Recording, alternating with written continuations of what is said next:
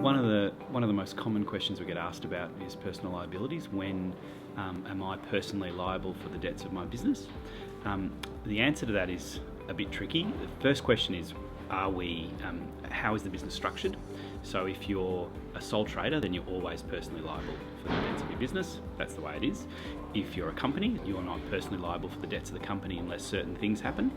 And if you're in a unit trust or some other type of arrangement, same deal, you're not personally liable for the debts of your business unless you sign a personal guarantee, you breach the workplace law, you breach your director's duties, or you don't pay tax. They're the kind of main areas where you're personally liable.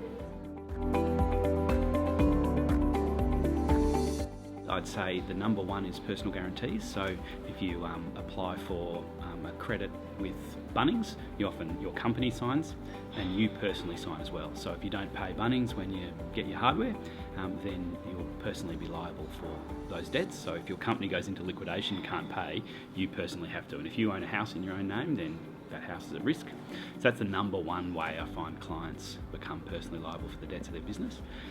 But there's a lot of other ways as well. Another one is not paying tax debts. So if you don't file your tax return on time, the company, the ATO can issue a director's penalty notice, and that notice makes you personally liable for the tax debts of your company. Typically when you run a company, you're not liable, the company's liable. So there's me, myself, and Taurus Legal Proprietary Limited. Taurus Legal Proprietary Limited, if it buys some stationery, Taurus Legal is responsible for those debts. I'm not. Right? But if I sign a personal guarantee in my stationery supply agreement, then I'm personally liable. Then if we make a profit using all that great stationery and we file a tax return and then have a tax debt, and then Taurus Legal Proprietary Limited doesn't pay that tax debt, then I can be personally liable for that debt as well. So that's the number two way. Number one is personal guarantees. Number two is tax debts. Number three is if you breach your director's duties. So there's a number of duties that directors owe. One is not to trade while insolvent. So trading the company while it's got debts it can't pay can be a breach, which leads to personal liability. Or there's a number of kind of director's duties, and if you breach them, then you can be personally liable. But they're probably the main areas that people see a lot. Another area that I see a little bit is loan accounts with the company. So from time to time, people, when they run a company themselves, they have a loan account with the company, they lend the company money, and the company borrows money from them as they need it. And so if the company makes a big profit one year, you might lend the profits to the director, and then if the company goes into liquidation, then that loan becomes repayable. So once the company closes down, that loan needs to be repaid. So that's again a personal liability.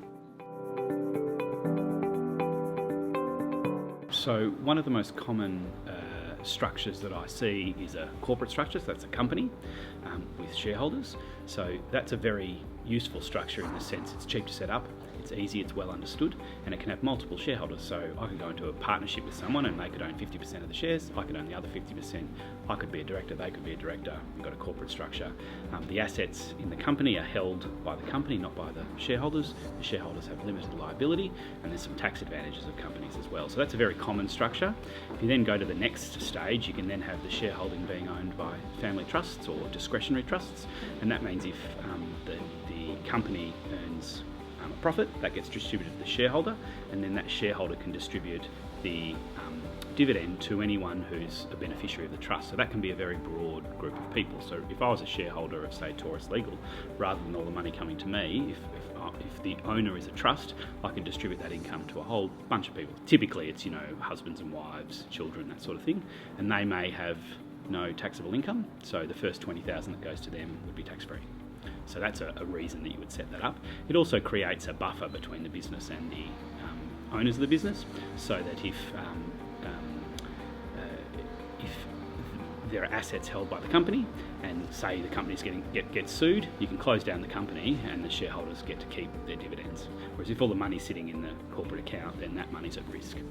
So that's probably the most common form of asset protection and structuring that we do, and it's very flexible and very useful, but there are lots of different ways to do it. You can have a partnership of family trusts, you can have a regular partnership between individuals, a partnership between companies, you can have a joint venture, you can have a whole bunch of different structures.